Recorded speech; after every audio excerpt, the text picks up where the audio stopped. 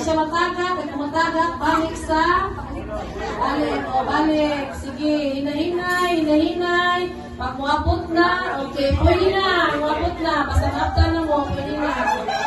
Sige, go. Ilalag yun, ilahang gugma, pilit tayo, okay. Ang kamot sa likod, okay, hinay lang, basta kaya, okay na guys, guys. Okay na, malapit na. Ang kamot, sa ulo, okay, i-maintain. Sige, bahalat asal abot. Ala, sige, tarungan yun,